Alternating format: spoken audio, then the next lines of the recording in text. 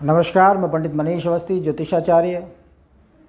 देखिए, 16 नवंबर 2024 से 15 दिसंबर 2024 तक ग्रह राज सूर्य अपने मित्र मंगल की राशि में गोचर भ्रमण करते समय इस समय संचार करेंगे। एक मास का गोचर भ्रमण होगा सूर्य का। सूर्य एक राशि में एक मास तक गोचर करता है और वृश्चिक राशि में संचार करते हुए सूर्यदेव विशाखा, अनुराधा और ज्येष्ठा, इन 3 राशियों पर भ्रमण करेंगे। और देखिए, कोई ग्रह जन्म राशि या जन्म लग्न से प्रभावित करता है और जन्म कुंडली में सूर्य, मैं सूर्य की ही बात करूंगा, जन्म कुंडली में सूर्य जिन लोगों के अच्छी स्थिति में बैठे हैं, बलवान होकर बैठे हैं, और कुछ जिन लोगों की आपके दशाएं सूर्य की चल रही हैं और वो दशा अच्छा फल दिखा रही है, तो यह गोचर भ्रमण सूर्य का निश्चित रूप से अच्छा फल दिखाएगा। और जिन लोगों की जन्म कुंडली में सूर्य नीच राशि का है, अस्त है, शत्रु ग्रहों से पीड़ित है, यानी निर्बल होकर पड़ा हुआ है, तो सूर्य का यह गोचर भ्रमण कोई विशेष फल नहीं देगा। यानी जन्म कुंडली में कोई ग्रह बलवान होकर बैठा हो तो गोचर में जब वह भ्रमण करता हुआ जब जब अपनी उच्च राशि, मित्र राशि, स्वराशि या मूल त्रिकोण राशि में भ्रमण करता है तो निश्चित रूप से जातकों को शुभ फल की प्राप्ति कराता है। और जन्म कुंडली में अगर कोई ग्रह निर्बल है, अशुभ होकर बैठा है, तो वह कोई विशेष शुभ फल की सृष्टि नहीं करता। और जब कोई ग्रह गोचर भ्रमण में अपनी नीच राशि, अस्त या शत्रु राशि में भ्रमण करता है तो नकारात्मक प्रभाव देता है। यह गोचर का जन्म कुंडली से सामंजस्य करते हुए प्रभाव हम सभी को प्राप्त होता है। तो यह जो सूर्य का संचार है एक मास का वृश्चिक राशि पर, यह सभी राशियों पर क्या फल दिखाएगा, हम इस वीडियो में विशेष रूप से 3 राशियों पर चर्चा करेंगे, वृष, मिथुन और सिंह राशि। क्योंकि सभी राशियों को एक वीडियो में सम्मिलित नहीं किया जा सकता, फिर अच्छे से डिस्कशन नहीं हो पाता है, क्योंकि वीडियो काफ़ी लंबा होता है। तो मैं इस वीडियो में सिर्फ मात्र 3 राशियों को सम्मिलित करूंगा, फिर एक एक करके वीडियोस डालकर आप सभी 12 लग्न और राशि के जातकों को फलादेश बताएंगे। तो वृषभ लग्न और वृषभ राशि, यानी जिनका वृषभ लग्न है वह भी और जिनकी वृषभ राशि है वह भी इस राशि चक्र में सूर्य के भ्रमण से क्या लाभ प्राप्त करेंगे, उस पर चर्चा करते हैं। ग्रह राशि और लग्न दोनों से प्रभाव डालते हैं, ये निश्चित है। तो वृषभ लग्न या राशि जिन लोगों की है उनके लिए सूर्य सुखेश होता है, यानी चतुर्थेश होता है। और सुखेश सूर्य का गोचर भ्रमण सप्तम स्त्री स्थान और दैनिक रोजगार के स्थान पर होगा। निश्चित रूप से दैनिक रोजगार और स्त्री पक्ष से सुख की प्राप्ति होगी, क्योंकि सुख भाव का स्वामी शुक्र सूर्य है, तो स्त्री और दैनिक रोजगार में सुख और संतुष्टि प्राप्त होगी, दैनिक रोजगार में वृद्धि होगी, स्त्री गृहस्थ का अच्छा सुख देने वाला यह गोचर होगा। और माता, भूमि, मकान, वाहन की तरफ से भी सुख और संतोष की प्राप्ति होगी, क्योंकि सुखेश केंद्र में मित्र मंगल की राशि में गोचर करेंगे। तो माता, भूमि, मकान, वाहन का गृहस्थ में अच्छा सहयोग प्राप्त होगा और दैनिक रोजगार और स्त्री स्थान में भी शक्ति और वृद्धि प्राप्त होगी। साथ में शुभ ग्रह बुध, जो वृषभ लग्न और राशि से धनेश और पंचमेश होकर योग कारक होते हैं, उनका भी वृश्चिक राशि में गोचर है 29 अक्टूबर से, और ये 4 जनवरी तक है, तो लंबा गोचर रहेगा बुध का। सूर्य बुध की युति निश्चित रूप से बुध आदित्य राजयोग बना रही है केंद्र में। तो धनेश, पंचमेश, बुध भी सूर्य के साथ युति करेंगे, तो ये दोनों ग्रह की युति सप्तम स्थान पर। और शुभ ग्रह बृहस्पति की जो लाभेश हैं उनकी भी दृष्टि पड़ेगी, यानी सूर्य इस गोचर भ्रमण में शुभ ग्रह बुध से युति कर रहे हैं और बृहस्पति से दृष्ट है, और नवमेश राजेश शनि से भी दृष्टि प्राप्त करेंगे तो शनि योग कारक होता है वृषभ लग्न में। तो एक प्रकार से सूर्य की शुभ ग्रहों से दृष्टि युति होने के कारणों से सप्तम स्थान का बहुत अच्छा फल प्राप्त होगा। दैनिक रोजगार में सफलता प्राप्त होगी, स्त्री से लाभ प्राप्त होगा और बुद्धि विद्या वाणी के माध्यम से रोजगार करके या रोजगार से धन की प्राप्ति होगी, क्योंकि बुध धनेश होकर सूर्य के साथ युति करेंगे। तो इस प्रकार से अच्छे फलों को इस गोचर भ्रमण में वृषभ राशि और लग्न के जातक प्राप्त करेंगे। और इन दोनों की ही दृष्टि लग्न पर पड़ रही है और लग्न में बैठे बृहस्पति की दृष्टि सप्तम पर है। तो निश्चित रूप से धन बुद्धि विवेक के कारणों से मान सम्मान और इज्जत की प्राप्ति होगी। और साथ ही लग्न में बृहस्पति का गोचर है तो वृषभ लग्न और वृषभ राशि के वह जातक जो अविवाहित है, निश्चित रूप से विवाह का योग चल रहा है 14 मई के बाद से। और दशम भाव में शनि का गोचर निश्चित रूप से राजयोग बना रहा है वृषभ लग्न वृषभ राशि के जातकों से। तो रोजगार व्यापार मान प्रतिष्ठा में अच्छी सफलता देने वाला शनि का गोचर है। हाँ, शत्रु पक्ष के कारणों से थोड़ा सा परेशानी शुक्र जरूर दे रहे हैं थोड़ा सा, बाकी अष्टम भाव में शुक्र का गोचर अच्छा माना जाता है। तो ओवरऑल वृषभ लग्न वृषभ राशि के जातक जो है उनका गोचर भ्रमण ठीक है। सूर्य का गोचर माता भूमि मकान वाहन की तरफ से गृहस्थ में सहयोग देने वाला होगा, इनमें वृद्धि करेगा। दैनिक रोजगार व्यापार में सफलता प्राप्त होगी। जो लोग पार्टनरशिप में काम कर रहे हैं निश्चित रूप से उन्हें पार्टनर से लाभ प्राप्त होगा। तो इस प्रकार से यह गोचर भ्रमण वृषभ लग्न और वृषभ राशि से अच्छा जाएगा, इसमें कोई संदेह नहीं है। अब दूसरी राशि हम लेते हैं मिथुन राशि और मिथुन लग्न। जिन लोगों की मिथुन राशि है वह भी और जिन लोगों की मिथुन लग्न है वह भी इस गोचर भ्रमण से जो सूर्य का है वृश्चिक राशि में उससे प्रभावित होंगे। और क्या प्रभाव डालेंगे सूर्यदेव मिथुन लग्न और राशि के लिए, उस पर चर्चा करते हैं। मिथुन राशि कालचक्र की तीसरी राशि, स्वामी बुध होते हैं इसके।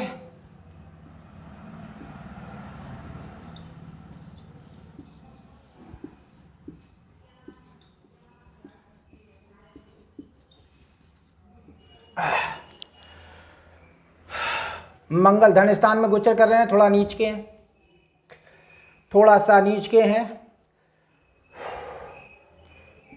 केतु चतुर्थ में है, दशम में राहु गोचर कर रहे हैं और सूर्य छठे में आएंगे। बुध भी छठे में गोचर करेंगे और भाग्य स्थान में शनि का गोचर, मूल त्रिकोण राशि पर शनि का गोचर हो रहा है और बृहस्पति द्वादश में है।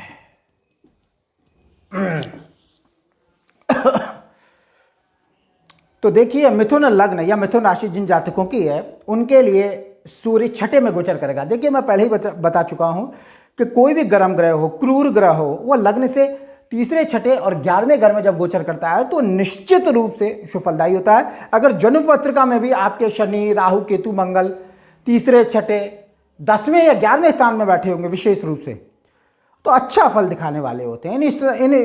इन स्थानों में प्रभावशाली कार्य करते हैं, शक्ति प्रदायक माने जाते हैं ये सभी ग्रह।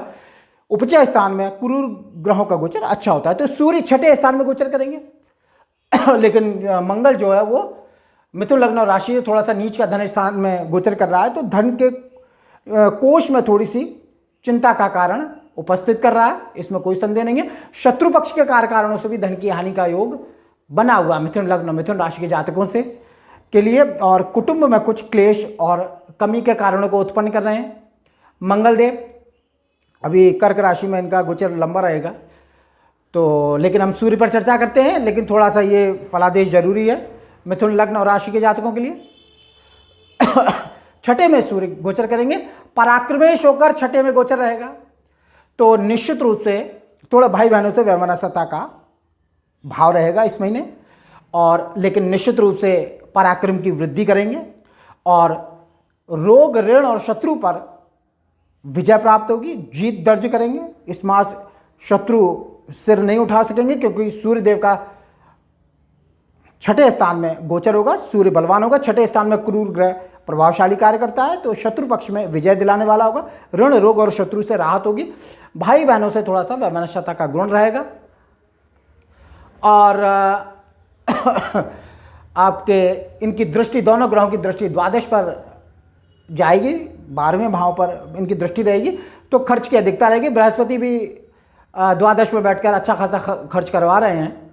निश्चित रूप से बाहरी स्थानों में प्रभाव देने वाला गोचर है बृहस्पति का। और सूर्य और बुध शत्रु पक्ष में विजय दिलाने वाले होंगे, और मामा मौसी आदि के पक्ष से लाभ होगा। और छठे में सूर्य का गोचर पराक्रम और साहस की वृद्धि करेगा।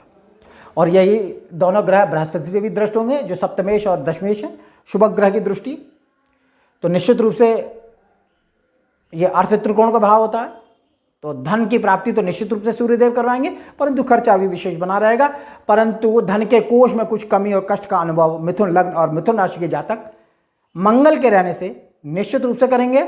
और केतु और राहु का गोचर चतुर्थ दशम में होने के कारण से कुछ आपके मान सम्मान, पद और प्रतिष्ठा में थोड़ा सा कठिन परिश्रम और संघर्ष से सफलता दिलाने वाले राहु केतु इस समय गोचर कर रहे हैं। और थोड़ा सा पारिवारिक जीवन में भी थोड़ा सा कलह क्लेश कभी कभी केतु ने दिया है। चतुर्थ स्थान में माता, भूमि, मकान, वाहन की तरफ से थोड़ा सा परेशानी के कारणों को केतु दे रहे हैं। और क्योंकि चतुर्थ और दशम में राहु केतु का गोचर थोड़ा सा अच्छा नहीं होता है, विशेष रूप से केतु का गोचर, राहु जो है वो राज्य, मान सम्मान, पद, प्रतिष्ठा, पिता के पक्ष से थोड़ा सा चिंता का कारण उपस्थित कर रहे हैं। परंतु सूर्य का गोचर निश्चित रूप से राहत देने वाला होगा, इसमें कोई संदेह नहीं है। तो यह गोचर अच्छा है। और शनि मूल त्रिकोण राशि में भाग्य स्थान में गोचर कर रहे हैं, तो भाग्य की वृद्धि बना के रखी हुई शनि ने। और निश्चित रूप से यह गोचर भ्रमण मिथुन लग्न और मिथुन राशि के जातकों को बहुत अच्छी खासी राहत देगा और अच्छा खासा लाभ भी प्राप्त होगा। इस गोचर भ्रमण का जो प्रभाव तीसरी राशि पर होगा, वह राशि आती है सिंह राशि। क्या होगा? सिंह राशि जो स्वयं सूर्य की स्वराशि है, और इसी राशि में सूर्य, वैसे मूल त्रिकोण भी होते हैं, और कोई ग्रह सिंह राशि में नीच का नहीं होता, ये बात आप समझ लीजिए। एक ही राशि के स्वामी होते हैं सूर्य, परंतु वृश्चिक मित्र मंगल की राशि में गोचर करेंगे। क्या प्रभाव डालेंगे, चर्चा करते हैं। इस वीडियो में 3 ही राशियों को लूंगा, ज़्यादा नहीं, क्योंकि सही तरीके से बता नहीं पाते। सिंह राशि यानी जिन लोगों की सिंह राशि है वह भी, और जिन लोगों की सिंह लग्न है वह भी सूर्य के इस गोचर भ्रमण से लाभान्वित होंगे। इसमें कोई संदेह नहीं होना चाहिए। क्या लाभ मिलेगा देखते हैं। धन स्थान में केतु का गोचर, अष्टम राहु गोचर कर रहा है सिंह लग्न और सिंह राशि के जातकों के लिए। यह थोड़ा सा परेशानी का कारण है, क्योंकि मृत्यु स्थान में, अष्टम स्थान में, आपत्ति के स्थान में, संकट के स्थान में राहु का गोचर अच्छा नहीं माना जाता है। तो आपके सितंबर 2023 के बाद से सिंह लग्न और सिंह राशि के जातकों के लिए कुछ दुर्घटना, एक्सीडेंट वगैरह के योग कुछ बने हुए हैं। और दैनिक जीवन में राहु चिंता प्रकट कर रहा है, और आजीविका के लिए भी थोड़ा सा संघर्ष करवा रहे हैं राहु। धन के कोष में केतु थोड़ा सा कमी किए हुए हैं। संघर्ष से, कठिन परिश्रम से, कमी से, कष्ट से धनागम सिंह राशि वालों के लिए केतु अभी गोचर में दे रहे हैं। शुक्र पंचम गोचर करेंगे, सूर्य बुध चतुर्थ भाव में गोचर करेंगे, शनि सप्तम गोचर कर रहा है, और बृहस्पति निश्चित रूप से दशम भाव में गोचर कर रहे हैं। मंगल द्वादश है। मेष वृश्चिक स्वामी का, मेष वृश्चिक राशि का स्वामी मंगल द्वादश गोचर कर रहा है, तो भारी स्थानों में थोड़ा सा कमी और कष्ट के कारणों को दे रहा है। खर्च के मामले में थोड़े से परेशानी को उपस्थित कर रहे हैं मंगल, क्योंकि भाग्येश और चतुर्थेश का द्वादश में नीच राशि में गोचर करने का मतलब है कि मंगल के पास न तो राशि बल है न स्थान बल है। तो बाहरी स्थानों में कमी और कष्ट के कारण खर्च के मार्ग में दिक्कत, और कभी आंखों में दिक्कत, पाँव में परेशानी मंगल के इस गोचर से। और आपका यह गोचर मंगल का थोड़ा सा परेशानी दिखा रहा है, परंतु सूर्य लग्नेश होकर चतुर्थ भाव में गोचर करेंगे। माता, भूमि, मकान, वाहन और पारिवारिक सुख की वृद्धि होगी, इसमें तो कोई संदेह नहीं है। और दसम भाव पर दृष्टि डालेंगे तो किसी बड़े कारोबार व्यापार में उन्नति का प्रयत्न करेंगे। सिंह लग्न और सिंह राशि के जातक, दसम भाव में बृहस्पति का गोचर है, पंचमेश दशम भाव में गोचर कर रहा है, तो सुत विद्या वाणी के माध्यम से मान सम्मान, पद और प्रतिष्ठा की वृद्धि का योग बनेगा। सूर्य विशेष रूप से चतुर्थ में गोचर करेंगे और दसम पर दृष्टि डालेंगे और सूर्य और बुध की युति होगी चतुर्थ भाव में, तो बुधादित्य राजयोग यहाँ पर भी घटित होगा, केंद्र में घटित होगा। लग्नेश का गोचर होगा, लग्नेश को बल हासिल है सूर्य बुद्धि से, निश्चित रूप से मान सम्मान की प्राप्ति होगी, क्योंकि लग्नेश को बल जब मिलता है तो मान सम्मान देने वाला होता है, इज्जत की वृद्धि देने वाला होता है, और स्वास्थ्य में लाभ निश्चित रूप से देगा। तो माता, भूमि, मकान, वाहन और पारिवारिक सुख की सृष्टि निश्चित रूप से करेगा सूर्य इस गोचर भ्रमण में। और बृहस्पति की दृष्टि रहेगी और सप्तमेश शनि की दृष्टि भी रहेगी, तो निश्चित रूप से सूर्य का यह गोचर भ्रमण विशेष रूप से मान सम्मान और स्वास्थ्य की वृद्धि करने वाला होगा। और माता, भूमि, मकान, वाहन और पारिवारिक सुख में वृद्धि होगी और किसी बड़े कारोबार की उन्नति का प्रयत्न सिंह राशि और सिंह लग्न के जातक इस गोचर भ्रमण में करेंगे।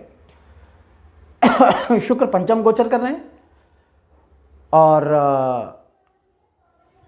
शुक्र का पंचम गोचर निश्चित रूप से राशि परिवर्तन कर रहा है, यानी दशमेश पंचम भाव में, पंचमेश दशम भाव में, निश्चित रूप से विद्या, बुद्धि, वाणी, संतान पक्ष के माध्यम से मान सम्मान, पद और प्रतिष्ठा का लाभ सिंह लग्न और सिंह राशि के जातकों को मिलेगा। दो ग्रह राशि परिवर्तन कर रहे हैं, निश्चित रूप से राजयोग घटित हो रहा है, क्योंकि केंद्र का स्वामी कोण में, कोण का स्वामी केंद्र में और राजयोग बनाने वाला होता है। तो मिथुन वो सिंह राशि, सिंह लग्न के लिए यह स्थिति अच्छी है। केंद्र में ही सूर्य बुद्धि का गोचर है, यह भी अच्छा है। शनि सप्तम भाव में मूल त्रिकोण राशि पर गोचर कर रहे हैं, कुंभ राशि पर, तो निश्चित रूप से स्त्री, दैनिक रोजगार और पार्टनर से लाभ का योग दिखाई देता है। परंतु अष्टम राहु और द्वादश में मंगल और धन स्थान में केतु का गोचर कुछ धन के कारणों से भी कुछ परेशानी को देने वाला है। और तो ओवरऑल सूर्य का गोचर तो निश्चित रूप से इनके लिए सुखदायक, सुख की वृद्धि करने वाला होगा। और एक चीज़ और मैं बता दूं कि 29 मार्च 2025 को सिंह राशि पर ढैया आरंभ हो रही है, तो थोड़ा सा सावधान और सचेत रहने की आवश्यकता सिंह राशि और धनु राशि के जातकों के लिए है, क्योंकि इन दोनों राशियों पर अब आने वाले समय में ढैया आरंभ हो रही है, तो सावधान हो जाएं। परंतु अभी वैसे तो राहु के गोचर नहीं, थोड़ा सा परेशान किया हुआ। परिवार में किसी की किसी की स्वर्गवास होने का योग भी राहु अष्टम में बना रहा है, क्योंकि लग्न से अगर अष्टम राहु गोचर करे तो परिवार में किसी की जो है वो हानि का योग होता है। तो दैनिक और एक्सीडेंट, दुर्घटना के योग भी सिंह लग्न और सिंह राशि के जातकों के लिए बने हुए हैं। अष्टम राहु पापक ग्रह का गोचर शत्रु बृहस्पति की राशि पे अच्छा नहीं होता, परेशानी दे रहा है। और मान सम्मान में थोड़ा सा राहु निश्चित रूप से थोड़ा सा कमी कर रहा है, परंतु यह बाकी का ग्रहों का गोचर राहु, मंगल, केतु के जो प्रभाव से बचा रहे हैं, मैं इतना कहूँगा। वो तो ओवरऑल मिश्रित फल मिलने वाला है सिंह लग्न और सिंह राशि के जातकों के लिए, परंतु 29 मार्च से ढैया लग रही है, सावधानी अभीष्ट है। तो इस वीडियो में वृष राशि, मिथुन राशि और सिंह राशि के और लग्न के जातकों पर हमने चर्चा की है, क्या फलादेश इनको प्राप्त होगा। अब दूसरे वीडियो में जो हम डालेंगे उसमें हम अन्य राशियों पर और लग्नों पर चर्चा करेंगे। इस वीडियो में इतना ही। मेरा वीडियो अच्छा लगे इसे लाइक करें, शेयर करें, सब्सक्राइब करें। जन्म पत्रिका का विश्लेषण करवाना चाहते हो तो नंबर डिस्क्रिप्शन में है, संपर्क कर सकते हैं। और इस वीडियो में इतना ही। नमस्कार।